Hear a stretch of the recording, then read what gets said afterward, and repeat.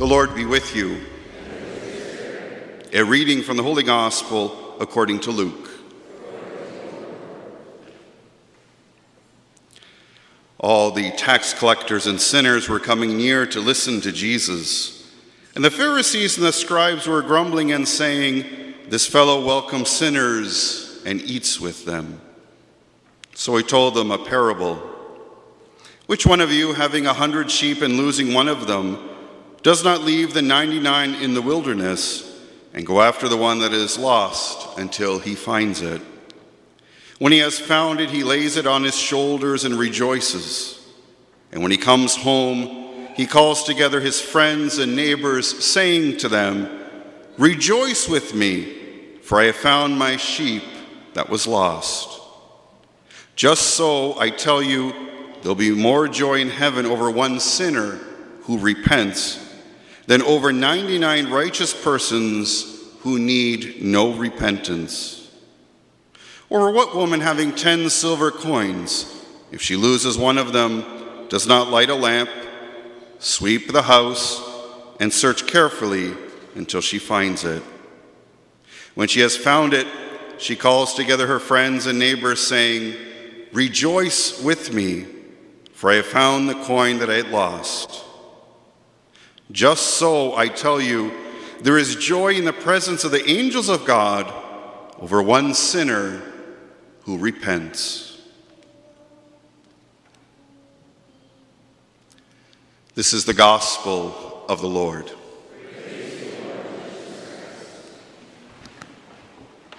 Just so everyone knows, I read the shorter version of the gospel. That brings you great comfort, doesn't it? Because you know my rule that I learned at the seminary. Short gospel, long homily. Long gospel, short homily. I read the short gospel. Okay. So here we go. We'll see what happens. Of course, we know of Queen Elizabeth's passing. Some, like myself, have only known one, head of state for Canada and Great Britain. And she was the last of the heads of state to participate in the Second World War. She was involved as a mechanic in the effort. So last head of state, living head of state, alive, who was involved in the Second World War. We know all the ways and she has served and faithfully, to the best of her ability, fulfilled her duties. One of the quotes I found, a lot of people reminiscing about her, she said, "When life seems hard, the courageous do not lie down and accept defeat. Instead, they are all the more determined to struggle for a better future." I think those are powerful words to remind us when we face challenges that we don't kind of give up or sit back or walk away, but we are determined more than ever to work very hard so that there is a positive and a growing and a brighter future. Well, for us in our family of parishes and this post-pandemic reality, we as a family of parishes looking to reach out and to invite others to our amazing parishes that make up our family, we have to invigorate and energize and transform our efforts so that the future generations of the people in Chatham and in our diocese and in the church continue to come to encounter Christ and his love and his strength and his grace to really fulfill our lives, and for we as a church to be relevant and important not only to Catholics but to society as a whole, bringing people closer to the love of Christ and the fullness of who we are. And so this weekend I'm starting a new message series called The Game Plan. This is a 4-homily series, and there is going to be a sequel later on in the fall. Get your tickets now.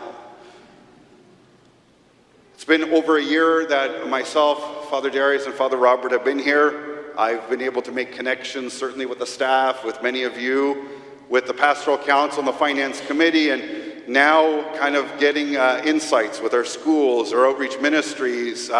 We're now looking at formulating a plan that will cause all of us to transformation, conversion, challenge for growth, but a different way, so that we can reach out, so that we can bring people closer to the love of Christ in a more refined or detailed way. And so over these 4 homilies of this message series, called The Game Plan, we're going to show you kind of a little bit of how we're all going to try to journey together, not to survive, but to thrive, to grow. Thanks, Richard. To get brighter, to have enthusiasm, to be able to be confident disciples of God's love. We know it's not enough simply to open the doors of the church and say we're open. They're not coming. And I believe the gospel today that we just heard gives us an insight of how Christ reaches out to us, but how we, in a very special, prominent, and primary way, are going to have to go out and reach out to those in our world, in our city, in our neighborhoods, to bring them to an encounter with Christ. And it's going to take all of us to do that. Jesus in the gospel shares 2 examples, 2 parables in this shorter version of the gospel. One is that of the lost sheep. You know, we hear Jesus say, "Which one of you, having 100 sheep and losing one of them, does not leave the 99 in the wilderness and go after the one that is lost until he finds it?" For some, hearing that might say, well, you lost one, but you got 99. That's still pretty good. That's 99%. See my math? That's awesome. But Jesus leaves the 99 in the wilderness and goes after the one and says, heavens rejoice. And he's talking about Jesus going out to reach out to those who need to encounter God's love. Because, of course, he was being criticized at the beginning of this gospel by some of the scribes and Pharisees. He's sitting with sinners. Why is he sitting with people that got problems or have strayed from the path? Jesus' point is that that's who I've come to reach out to. That's who I've come to save. That's who I've come to love and to strengthen and to heal. And he goes on in the second story. The second parable is the woman with the lost coin. Actually, we had a practical example here just before Mass as Colleen was looking for her cell phone. She had put it somewhere, so we're starting to search around and looking around and looking around. None of us thought of praying to St. Anthony at that point, but we did find it. Someone else picked it up, thought it was theirs, put it in their purse. But you search, because you need those things. Imagine this, and we heard Jesus say in the gospel, "Or what woman having 10 silver coins, if she loses one of them, does not light a lamp, sweep the house, and search carefully until she finds it?" I'm like that sometimes with my car keys. Right? I remember once when I was young, I was looking for my car keys at home. My dad was there, and I said, "Have you seen my car keys?" He goes, "No, but they're wherever you left them."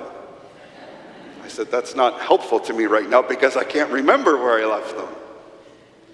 Jesus does everything he can to search out for us and to bring us back to him. Like the shepherd finding the lost sheep, brings the sheep back, the lamb back, and celebrates with family and friends. The woman with the lost coin finds it, calls all her friends over and celebrates. And Jesus says, this is how heaven rejoices when we bring someone into the community of faith. We bring them closer to the Father in heaven. And it's not just an act that Jesus does alone for us. But through the gift of our baptism, strengthening, and confirmation, we're also called to go after the lost sheep, the lost coin, the ones that are forgotten, ignored, the ones who are searching but can't find Jesus. We're Christ. Because we so often look at this parable and say, how many times has Jesus saved me this week? How many times has he called me back out of his love to follow him? But it's a responsibility and a duty we have been all chosen, called by name, to live out as well. And more than ever, as a church, we're called together to try to do that to the best of our abilities. And the most powerful body to do that are our parish communities, our families of parishes. Pope Francis, in his document, Joy of the Gospel, very early when he was elected Pope, said this about parish communities and kind of the mission of the church. He said, "I dream of a missionary option that is a missionary impulse capable of transforming everything so that the church's customs, ways of doing things, times and schedules, language and structures can be suitably channeled for the evangelization of today's world rather than for her self-preservation." Those are big, bold words. That's paragraph 27 in Joy of the Gospel. What he's saying is that the church, to be truly missionary, to be going after the lost sheep, trying to look for that lost coin, has to change in order to do that most efficiently and most powerfully, rather than trying to self-preserve, to keep what we have, which in a lot of ways in this modern world simply is not effective and does not work to the mission we've been given. The church constantly needs to adapt and change to share the good news, to go after those who are lost or forgotten or those who don't know Christ. And it's we, the church, that are called to this. And he goes on in paragraph 28, talks about parishes. The parish is not an outdated institution precisely because it possesses great flexibility. It can assume quite different contours. The parishes, family of parishes, faith communities, have a flexibility to adapt to meet the needs of the people. And so we have to try to do that under two basic tenets for us in our family of parishes. This is part of the game plan as we try to adapt, as we try to change and let go of self-preservation and follow the mission of Christ, forming disciples, reaching out to all. Now you might say, well, that's obvious, and I hope it is. This is nothing new. But for us, over the next several months, we're sharpening the way we celebrate, the ministries that we do, to have these two fundamental pillars. That we come to Mass not to get a short homily, not to just receive communion, but gather together as a family to be inspired and strengthened to be Jesus in this world as we're sent out to search for the lost, to search for others to come and join us on this highway, on this pilgrimage to heaven. So those who gather here, those who are praying with us online, we come to be formed, to be equipped, to be trained, to have the courage, to be inspired, to share our faith, first and foremost by what we say and what we do, how we act in this world, but have the courage to invite others to come and encounter Christ. We do that by reaching out to all, especially those who are suffering, those who are in need. And it's a responsibility that all of us have. How are we going to do this? I'm going to dig a little bit deeper as this introductory homily is, just for a few more minutes. We're going to focus on what it means to be a faithful disciple. There are 6 qualities that we as a family of parishes have defined as what it is to follow Jesus in our family of parishes. Stay tuned next week, the first 2 are coming.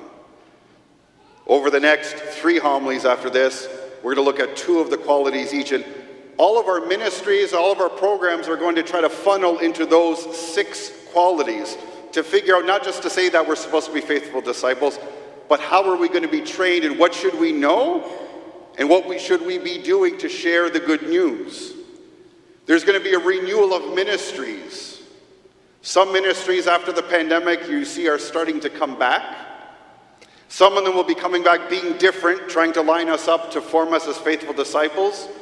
Some will not come back because they're not focused in on the 2 pillars of our mission, forming disciples and reaching out to all. And then there'll be some new ministries that come in, all to help us be Christ in this world. We're going to focus in on the weekend experience to make sure our celebrations of Mass are very welcoming, have amazing music, have really effective homilies, that we gather together and celebrate and not think at the end of Mass, thank God it's over, but to come back after Mass and walk out the door saying, wow, that was amazing.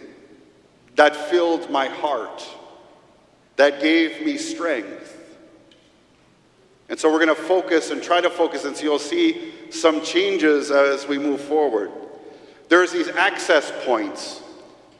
Our Catholic schools, our sacramental preparation programs, funerals, our outreach, all these different ways that we engage in and encounter a lot of people who we don't often see in the pews. That we want to entice, support, encourage, and invite.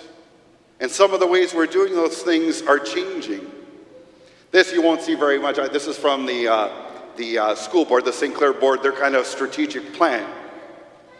Now, we just met with the principals last week, had a wonderful meeting, had a wonderful opportunity to chat and talk, and are encouraged and excited about the opportunities that we have with our 4 elementary schools and our Catholic high school to engage, to support not only students, but staff and the families. Our sacramental preparation programs, in particular, First Reconciliation, First Communion, and Confirmation, have completely changed. Focused in on trying to form disciples, but also trying to retain the families after going through sacramental preparation. Because one of the challenges we have is we've done great sacramental prep, but we don't see the families afterwards being part of our community. You know, in our family of parishes here in Chatham, we can have between 100 and 150 candidates for First Reconciliation, First Communion. A couple of weeks ago, I baptized 16 children at one celebration. Right here at Blessed Sacrament, Sunday afternoon. We have amazing celebrations, but we've got to work on how that helps them, that our faith community and the gift of our faith helps them not only for sacramental prep, but an ongoing relationship with the Lord. That is the only way that our lives can be complete. We have family movie nights. Our next one is near the end of September. Information's in the bulletin. The movie is Minions, The Rise of Gru. Sounds awesome. This is open to everyone. It's free. There's popcorn, juice, cookies, as much as you want. Parents are saying, awesome, right? We have our faith films, our faith movie series. We just had one about the life of Cardinal Stefan Wyszynski.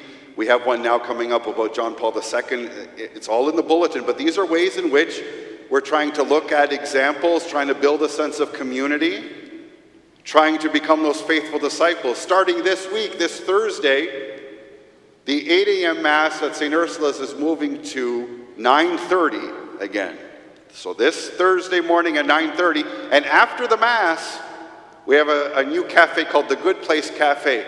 Holy grounds where Jesus fills my cup. I came up with that slogan. Isn't that awesome? Do you get it? Yeah. So every Thursday after Mass, in the morning at St. Ursula's, there's going to be a cafe.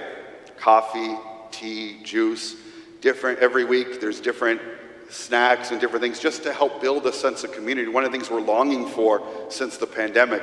We have our Faithcation retreat happening at Oxley. That's in the bulletin as well. That's coming up in October. Another opportunity to be formed as a disciple.